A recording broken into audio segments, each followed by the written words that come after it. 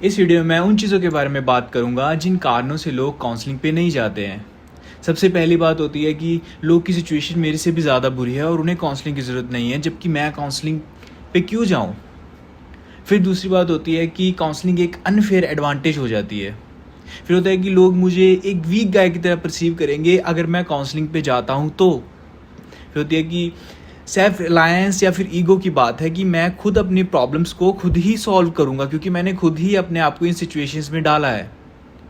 फिर पैसे वगैरह की दिक्कत हो जाती है, या फिर कुछ लोग इस बात के लिए कंफ्यूज हैं कि उन्हें काउंसलिंग की ज़रूरत है या नहीं है, क्या मैं नॉर्मल हूँ, मुझे लगता है कि शायद मैं नॉर्मल हूँ। फिर पेरेंट्स वगैरह की दिक्कत हो जाती है कि पेरेंट्स नहीं अलाउ करते हैं। एंड कुछ लोग कहते हैं कि मुझे ऑलरेडी पता है कि काउंसलर क्या कहने वाली है, मैं ये कहूँगा वो ये कहेगी, फिर मैं ये कहूँगा फिर वो ये कहेगी, एंड मुझे ऑलरेडी पता है तो मुझे काउंसलिंग पे क्यों जाना। And at the end I will be talking about the problems with counselling. See these are two persons, person 1 and person 2। और ये क्या है, ये एक पास्ट इवेंट या फिर पास्ट का ट्रॉमा है। ठीक है, इसको हम और ज़्यादा कॉम्प्लेक्स किए जा रहे हैं, और ज़्यादा वर्सन किए जा रहे हैं, और ज़्यादा वर्सन किए जा रहे हैं। ठीक है, ऐसे ऐसे वर्सन किए जा रहे हैं। ठीक है, और इसका थोड़ा सा किया। ठीक है, और ऐसा क्या हुआ कि फ्यूचर की तरफ जब ये बढ़ा तो सब कुछ स्ट्रेटन आउट हो गया एंड वो फ्यूचर की तरफ नॉर्मली बढ़ गया। और इसे देखते हैं, इसमें क्या हुआ कि गांठ पड़ गई, यहाँ पे गांठ पड़ गई। ये चीज़ इसके ऊपर डिपेंडेंट ही नहीं थी कि पास्ट का इवेंट कितना कॉम्प्लेक्स या फिर कितना वर्स था। दिक्कत थी तो सिर्फ कुछ twist and turn off events की। जैसे कि इसको भी हम ऐसे नॉर्मल पर्सन को भी यहाँ पे ऐसे कॉम्प्लेक्स कर देते हैं। ठीक है, जितना ज़्यादा कॉम्प्लेक्स करना था कर देते हैं, लेकिन एक रॉन्ग ट्विस्ट ऑफ इवेंट हुआ, एक रॉन्ग चीज़ हुई और इसमें भी गांठ पड़ गई। अब ये गांठ है क्या? ये गांठ है poor understanding of the past, the poor understanding of the future, या फिर खुद के बारे में पुअर अंडरस्टैंडिंग, या फिर तुम्हारे एंग्जाइटी इश्यूज, या फिर कुछ और चीज़ें जिनको तुम समझ नहीं पाए सही तरीके से और तुम रियलिटी को किसी और तरीके से देखने लगे। अब यहाँ पे क्या चीज़ है? क्या ये इंसान वीक इंसान था जिसके यहाँ पे गांठ पड़ी? नहीं, क्योंकि इसने इस गांठ को सॉल्व करने की कोशिश करी और ये एडवाइजेस के लिए गया लोगों के पास, and the only advice that this person got was कि तू खींच, और ज़्यादा खींच, और ज़्यादा हार्डवर्क कर, और ज़्यादा हार्डवर्क कर, और ज़्यादा खींच इस चीज़ को, फाइट कर, फाइट कर। जबकि और ये इंसान वीक नहीं था क्योंकि इसने और ज़्यादा फाइट की। और एक मोमेंट पे क्या आता है कि ये रस्सी ये टूट जाती है रस्सी, और वो टूटती कहाँ से है? जहाँ पे गांठ होती है। तो तुम्हारा पास्ट का ट्रॉमा कितना बड़ा है या कितना छोटा है, उस पर तुम्हारे मेंटल हेल्थ इश्यूज इतने डिपेंड नहीं करते हैं, rather than they depend more on how they were processed by you, the ideas that were formed inside your brain, या फिर तुम्हारे एंग्जाइटी इश्यूज। हैबिट वर्स, और इसलिए मैं काउंसलिंग पे नहीं जाऊंगा। मैं तुम्हें बोल रहा हूँ कि तुम्हारी मेंटल हेल्थ इश्यूज वगैरह का कारण ही नहीं है कि तुम्हारा ट्रॉमा बड़ा है या छोटा है। उसका कारण ये नहीं है, उसका कारण ये गांठें हैं जो मैंने अभी एग्जांपल दी। इन गांठों की वजह से तुम्हें इश्यूज हो रहे हैं और इन गांठों को रिजॉल्व करना होता है। मैं बाहर देखता हूँ, लोगों को देखता हूँ कि वो जिन लोगों को मेंटल हेल्थ इश्यूज वगैरह भी हैं, वो लोग लोगों के साथ फाइट कर रहे हैं कि भाई मेरे इश्यूज बहुत बड़े हैं, और लोगों को समझ नहीं आ रही है कि मेरे इश्यूज बड़े। अरे भाई, तुम्हारे इश्यूज बड़े होंगे, बट तुम्हारे इश्यूज बड़े होने का कारण या फिर उन उन उन चीज़ों के कारण तुम्हारे मेंटल हेल्थ इश्यूज नहीं है। उनका कारण ये गांठें हैं जो पड़ गई हैं, उन चीज़ों को सही तरीके से नहीं लिया गया, वो कारण है, ना कि ये कि किसका ट्रॉमा बड़ा है और किसका ट्रॉमा छोटा है। प्लीज इस चीज़ को फाइट करना बंद करो। मेंटल हेल्थ का कारण ही नहीं है कि कितना ट्रॉमा बड़ा है या छोटा है। फिर तुम मुझे कहते हो कि पीपल हैव इट वर्स, तो मैं तुम्हें कहता हूं कि people also have it better than you. लोग और उनके लिए जब वो बात करते हैं कि पीपल हैव इट वर्स, तो वो तुम्हें इमेजिन करते हैं उस सिचुएशन में, ये वो पीपल हैव इट वर्स की बात इमेजिन करते हैं। एंड देखो, ये तो एक वेब लाइक स्ट्रक्चर बना ही रहता है। तुम हमेशा एक इंटरमीडिएट स्टेट में ही रहते हो, कभी तुम ऐसे नहीं है कि तुम बहुत ऊंची स्टेट पे हो कि तुम्हारी लाइफ ही बेस्ट है और तुम सबकी लाइफ तुमसे वर्स है, या फिर ये भी नहीं कि तुम्हारी सबसे ज़्यादा वर्स है लोगों की। तुम हमेशा एक इंटरमीडिएट स्टेट में होते हो और तुम्हें उस इंटरमीडिएट स्टेट में ही इस चीज़ को समझना होता है कि अब तुम्हें क्या करना है। एंड आई वोंट से कि अगर लोग डूब रहे हैं और तुम्हें पता है कि वो लोग डूब रहे हैं और उनके इश्यूज हैं वो रिजॉल्व नहीं कर रहे हैं, तो वो कारण नहीं है कि तुम अपने इश्यूज को रिजॉल्व ना करो। अगर तुम तैर के बच जाते हो तभी तो तुम उन लोगों को बचा पाओगे। अगर तुम बच ही नहीं पाए तो उन लोगों को कहाँ बचा पाओगे तुम। अगर लोग डूब रहे हैं तो ये कारण थोड़ी ना है कि तुम्हें भी डूबना है।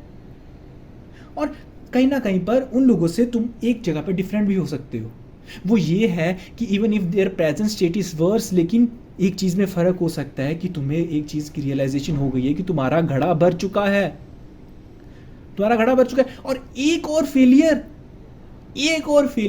या फिर एक और मिस्टेक और तुम सड़क पे आ जाओगे। तुम अफोर्ड नहीं कर सकते एक और फेलियर को, शायद वो इंसान अफोर्ड कर सकता है। तुम्हें इस बात की रियलाइजेशन है। और afford in the sense is not just in the career sense, it also in the sense of mental, कि तुम्हें पता है कि तुम्हारी मेंटल स्टेट अभी क्या हो गई है और अगर छोटी सी भी चीज़ कोई और होती है तो शायद तुम उस चीज़ को हैंडल ना कर पाओगे और चीज़ें बहुत ज़्यादा वर्स हो जाएंगी, right. So people have it worse या people have it good matter नहीं करेगा उस टाइम पे। अगर मैं काउंसलर वगैरह के पास जाता हूँ तो एक अनफेयर एडवांटेज हो जाएगी कि बाकी लोग तो खुद अपनी प्रॉब्लम्स के साथ डील कर रहे हैं, जबकि मुझे किसी एक्सटर्नल हेल्प की ज़रूरत है अपनी एक प्रॉब्लम को डील करने के लिए। So let me tell you a secret, the people around you are and always have been using life's unfair advantages. Yeah it really is true. तुम अपने आसपास किसी को भी उठा के देख लो, वो इंसान शुरू से ही अपनी लाइफ के अनफेयर एडवांटेजेस को यूज़ कर रहा है अपने हिसाब से, लेकिन जब बात तुम्हारी आती है कोई लाइफ के अनफेयर एडवांटेज को यूज़ करने की तो सबकी सब उंगलियां तुम्हारे ऊपर उठ जाती हैं कि हाँ भाई तुम तो लाइफ के अनफेयर एडवांटेज को यूज़ कर रहे हो। तुम कोई इंसान स्ट्रॉन्ग पैदा हुआ था जिसकी वजह से उसे बुलिंग वगैरह को फेस नहीं करना पड़ा, कोई इंसान अट्रैक्टिव पैदा हुआ था जिसकी वजह से उसको बिना बात की अटेंशन मिलती रही, कोई इंसान कुछ चीज़ें सीख गया जल्दी जिसकी वजह से वो दोस्तों वगैरह को अच्छा बना पाया। जबकि ऐसे भी हो सकता है कि तुम कभी रिलेशनशिप्स वगैरह अच्छे से बना नहीं पाए, तुम कभी अच्छे दोस्त नहीं बना पाए और तुम्हें कभी उन चीज़ों का रियलाइजेशन ही नहीं हुआ। तो कभी ना हर तरीके से कोई ना कोई लोग अनफेयर एडवांटेजेस पे ऑलरेडी हैं और वो उन चीज़ों को यूज़ कर रहे हैं। और चलो इस बात को भी एक बार छोड़ देते हैं, तो इस बात पे आ जाते हैं कि तुम भी तो ऑलरेडी लाइफ के अनफेयर एडवांटेजेस को यूज़ कर रहे हो। तुम एक ऐसे कॉलेज में एडमिशन ले रहे हो जिसकी फीस इतनी ज़्यादा हाई वगैरह है, या फिर तुम्हारे पेरेंट्स सपोर्टिव हैं या फिर फाइनेंशियली सपोर्टिव हैं, चलो इमोशनली शायद ना सपोर्टिव हो, तो कहीं ना कहीं तुम भी तो लाइफ के अनफेयर एडवांटेजेस को यूज़ कर ही रहे हो। ये तो वही बात हो गई कि तुम शादी वगैरह में गए और खाली प्लेट उठाई और फिर तुमने क्या किया कि वहाँ जाके चावल और दाल उठा ली, बफे लगा हुआ था जहाँ पे, और कोई बाकी और चीज़ हुई तो तुमने कहा नहीं नहीं यार मुझे अनफेयर एडवांटेज नहीं यूज़ करनी है, मुझे मुफ्त का नहीं खाना है। Are you serious man? तुम जाते ही ना शादी पे, तुम प्लेट को उठाते ही ना, ये आधी अधूरी चीज़ों को करके बाकी चीज़ों को क्यों गुड़गोबर कर रहे हो तुम ऑलरेडी तुम लाइफ के अनफेयर एडवांटेज को यूज़ कर रहे हो, तो किसी को बेवकूफ़ बनाने की कोशिश मत करो कि तुम अनफेयर एडवांटेज को यूज़ नहीं करना चाहते हो। लाइफ को जीने का सही तरीका यही होता है कि जितनी तुम्हारे पास अनफेयर एडवांटेजेस है उसका कंप्लीट तरीके से यूज़ किया जाए ताकि उसका कुछ नतीजा निकल सके। कि अगर मैं काउंसलिंग पे जाता हूँ तो मुझे एक वीक गाय की तरह परसीव किया जाएगा। रियली? अरे लोगों के पास में ना बोरियां भरी पड़ी हैं वीक गाय के टैक्स की। कोई छोटी सी बात होती नहीं है ये वीक है, कोई छोटी सी बात होती नहीं है ये भी वीक है, ये भी वीक है, ये भी वीक है, ये भी वीक है। हर एक इंसान पे एक छोटी सी बात उनको अगर पता लग भी जाती है या वो इंसान किसी दिन रो बैठता है या कुछ कर बैठता है एंड दे लाइक उसको वीक गाय का टैग पहना दिया जाता है। डू यू रियली थिंक कि तुझे एक स्ट्रॉन्ग गाय की तरह परसीव किया जा रहा है?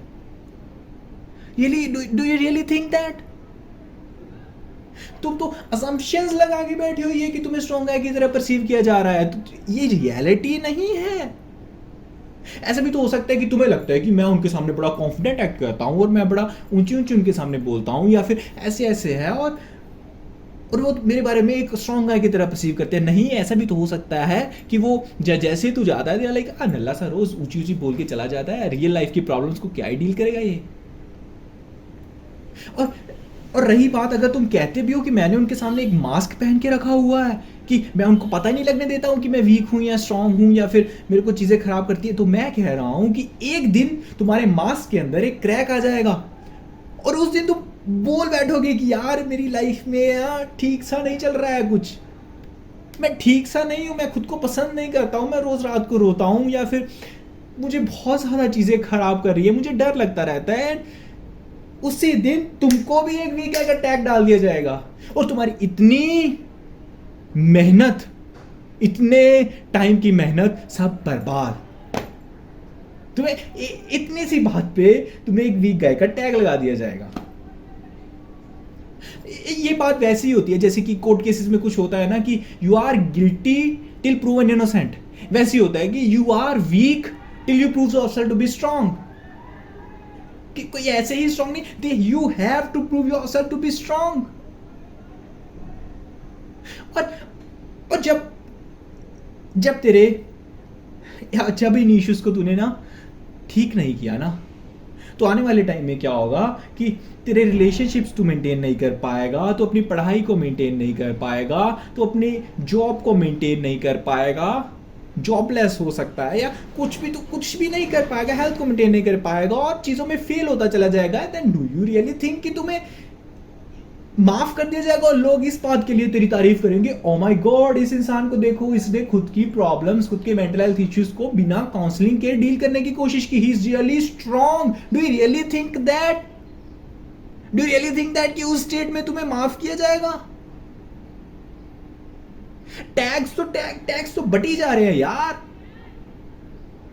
और रही बात, कोई इंसान तुम्हें आके बोलता है अरे तेरा इतना क्या बड़ा इशू हो गया कि तू काउंसलिंग पे जाने की तुझे जरूरत पड़ रही है, वो बात ऐसी हो जाती है जैसे न्यूटन के 3 लॉज है ना कि यूनिवर्सल ट्रूथ है कि हाँ भाई ये चीज़ तो सही ही है, वैसे एक और चीज़ बहुत सही है और उस बात को तुम जानते हो। वो ये बात है कि जो इंसान तुम्हें ऐसे बोल रहा है, तुम उस इंसान के साथ तो बिल्कुल भी चीज़ों को डिस्कस नहीं कर सकते हो, ये बात तुम जानते हो।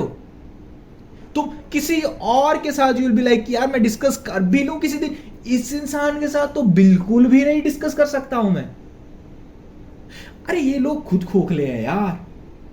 और रही बात, हर 2 साल में तेरे आसपास के लोग चेंज होते जा रहे हैं, हर 2 साल में इस अडल्ट लाइफ में तेरे आसपास के सारे लोग चेंज हो जाते हैं और तू वहीं का वहीं खड़ा है, तेरी सारी की सारी प्रॉब्लम्स वहीं की वहीं खड़ी हैं। कुछ लोग मुझे बोलते हैं कि मैं ऑलरेडी लोगों को बता चुका हूं कि मैं काउंसलिंग पे जाता हूं और मेरे को लोग ऐसे वीक गाय का टैग दे चुके हैं।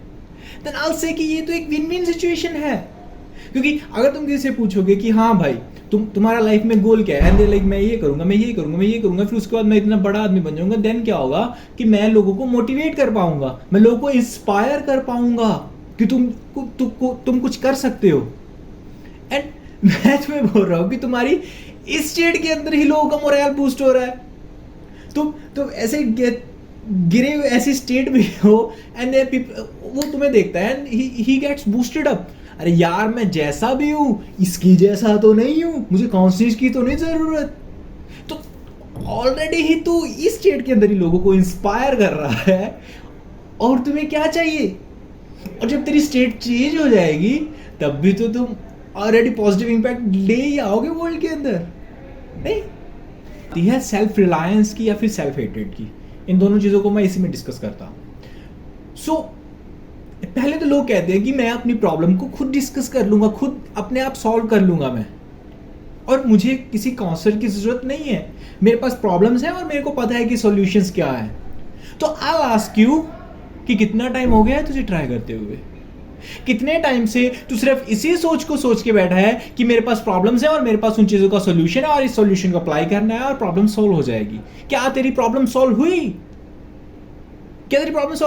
अरे यार कहीं ना कहीं पर अंदर कहीं कोई चीज होगी जो तुझे समझ नहीं आ रही है, कहीं ना कहीं कोई चीज अंदर होगी जिसके लिए वो चीज तेरे से सॉल्व नहीं हो रही है और तू लूप में लाइफ को जीता चला जा रहा है इतने टाइम से। और तेरी प्रॉब्लम अगर अगर तेरे पास सच में सॉल्यूशन होते और वो सॉल्यूशन वैलिड होते तो चीज़ें सॉल्व हो गई होती ना, वन मोर ट्राई वाली बात रहती ही ना। फिर मुझे लोग कहते हैं कि यार ईगो की बात है, मैं मेरी प्रॉब्लम को खुद सॉल्व करूंगा, बाहर से हेल्प नहीं लूंगा। तो मैं तुमसे एक बात कहूंगा, ईगो और बेवकूफ़ी में फ़र्क होता है जनाब, ईगो और बेवकूफ़ी में फ़र्क होता है।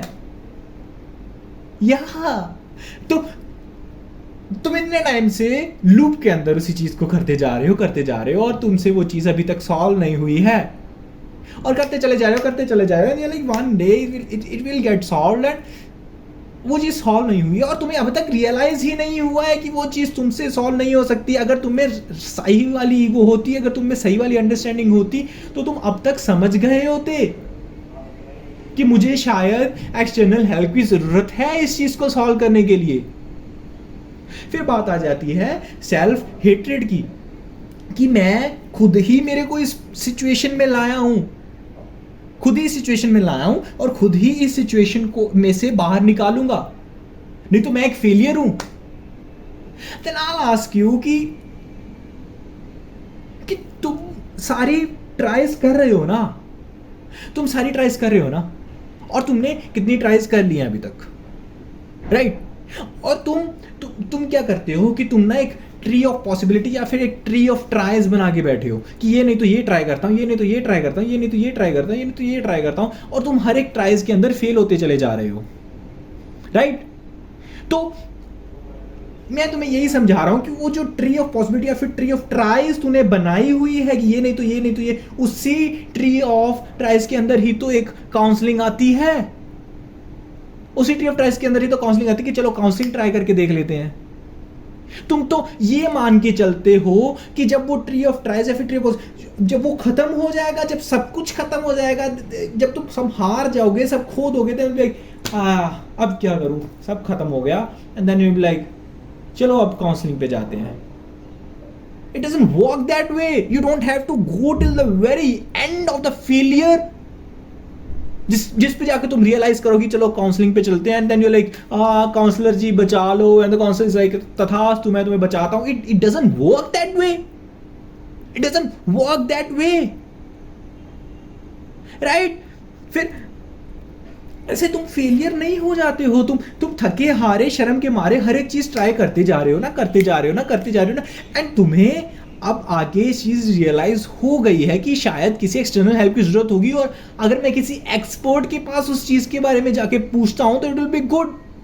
और ठीक है, अगर तुम काउंसलर के पास नहीं जाते हो तो तुम क्या करोगे बताओ मुझे? तुम क्या करोगे? तुम पता क्या करोगे? तुम लोगों के पास एडवाइजेस के लिए जाओगे, क्योंकि तुमसे खुद वो प्रॉब्लम नहीं सॉल्व हो रही है। एंड देन आई से कि तुम लोगों के पास जाओगे, यार प्रॉब्लम नहीं सॉल्व हो रही है, यार प्रॉब्लम तुम्हारी क्या सुना है यार, तुम्हारी क्या सुना है यार, तुम्हारी क्या, हर जगह मुंह मारने से अच्छा है कि किसी एक्सपर्ट के पास चला जा, वो उस एक्सपर्ट के पास चला जा जो इन प्रॉब्लम्स की या फिर तेरे थॉट प्रोसेसेस कहाँ पे कॉम्प्लेक्स हो गए हैं, अंदर की अंदर गुंजल सी बन गई है, उस चीज को वो पकड़ सके और तुझे बता सके कि क्या चीज है, इस हर जगह मुंह मारे।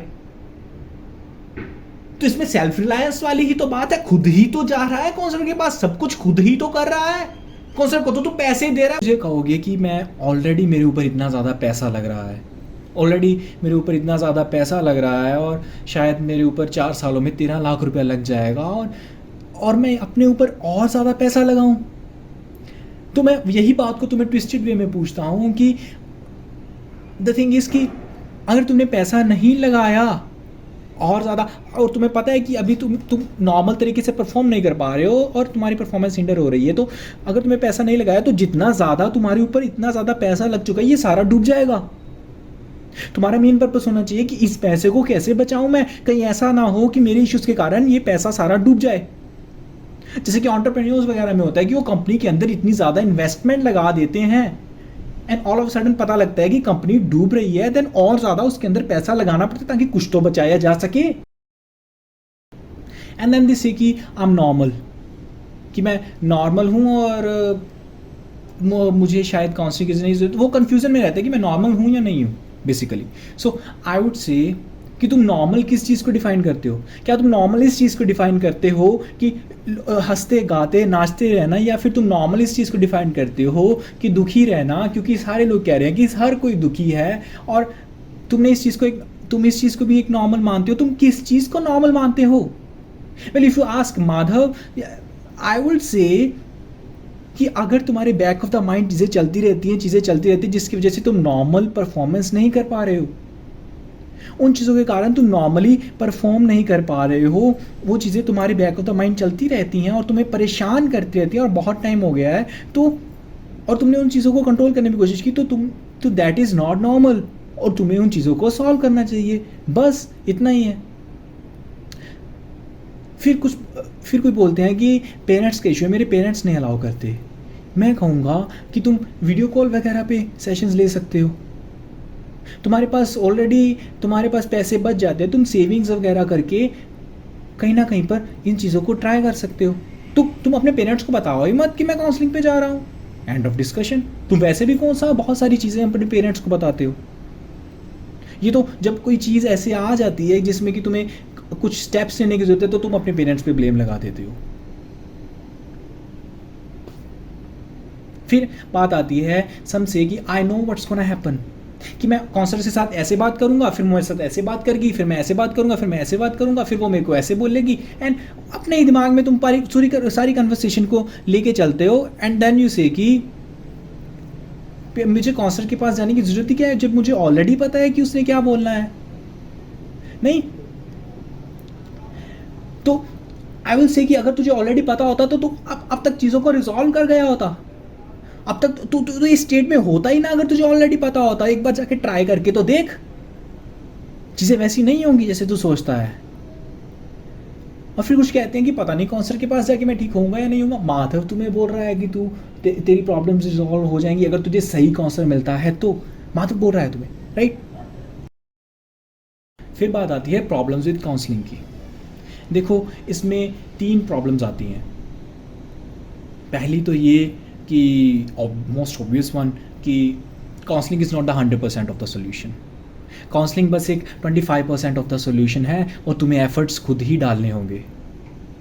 वो बस तुम्हें तुम्हारी चीज़ों का बता देगी कि ऐसे ऐसे है और ये कारण है, लेकिन तुम्हें एफर्ट्स ही डालने पड़ेंगे। She can also tell you कि तुम्हें क्या क्या करना है, बट एफर्ट्स तुम्हें खुद ही डालने होंगे। सेकेंड चीज़ ये है कि डिप्रेशन और ये मेंटल हेल्थ इश्यूज़ वगैरह धंधा बन चुका है बाहर। तो बहुत सारे लोग ऐसे हैं जो बस, जिन्हें कुछ चीज़ों का कुछ नॉलेज नहीं है, बस ऐसे ही पता नहीं बिना पढ़े डिग्रीज कर ली क्या किया, और पता नहीं घर के अंदर ही कमरा बना के बैठे हैं या फिर कुछ भी कर रहे हैं। They don't know these things, और तुम्हें वो राइट काउंसलर्स नहीं होंगे। ऐसा हो सकता है कि तुम उनके पास चले जाओ, और अगर तुम्हें लग रहा है ना कि इस काउंसलर को शायद इतनी नॉलेज नहीं है, she is not the right one, अगर तुम्हें लग रहा है तो तुम काउंसलर को चेंज कर दो। कोई इतना हार्ड एंड फास्ट रूल नहीं है। मुझे सही काउंसलर 3rd ट्राई में मिली थी, इतना कोई हार्ड एंड फास्ट रूल नहीं है इस चीज़ के लिए। फिर तीसरी बात ये हो जाती है कि जब तुम काउंसलर के पास जाते हो तो यू फील हर्ड, तुम्हें एक थेरेप्यूटिक सा एक्सपीरियंस होता है, जैसे कि ऐसे लगता है यार फाइनली कोई मेरी बातें सुन रहा है, क्योंकि बाहर तो कोई मेरी नहीं बात सुन रहा था। तो तुम सारी चीज़ें उसको बताने लग जाते हो, ऐसे ऐसे ऐसे, एंड इट्स फाइन। अच्छा भी लगता है कि हाँ कोई फाइनली सुन रहा है, बट तुम्हें वहाँ पे जाके हीरो नहीं बनना है कि यही नहीं अभी तो और सुनिए, यही नहीं अभी तो और सुनिए। तुम्हारा वहाँ पे मेन कारण तुम्हारा वहाँ पे जाने का एम्पथाइज्ड होना नहीं है। तुम्हारा मेन कारण वहाँ पे जाने का ये है कि तुम वहाँ पे जाके अपनी प्रॉब्लम्स का सोल्यूशन ले सको। This is the main reason for you going there. Courage एक बहुत ज़्यादा एब्स्ट्रैक्ट वर्ड है। Courage is actually a combination of self and the probability array. और जैसे कि हम देख सकते हैं कि ये वाला नॉर्मल प्रोबेबिलिटी एरे था और ये वाला प्रोबेबिलिटी एरे एक ट्रॉमेटाइज्ड पर्सन के साथ था। लेकिन यहाँ पे एक और चीज़ हो जाती है जो लोग नहीं देख पाते हैं, कि जैसे कि बात करते हैं हम कि कुछ घाव भरते नहीं, लेकिन टाइम के साथ और गहरे होते हैं, क्योंकि ये पास्ट का ट्रॉमा सही तरीके से डील नहीं किया गया, रिजॉल्व नहीं किया गया। इसके कारण इसके पॉसिबिलिटी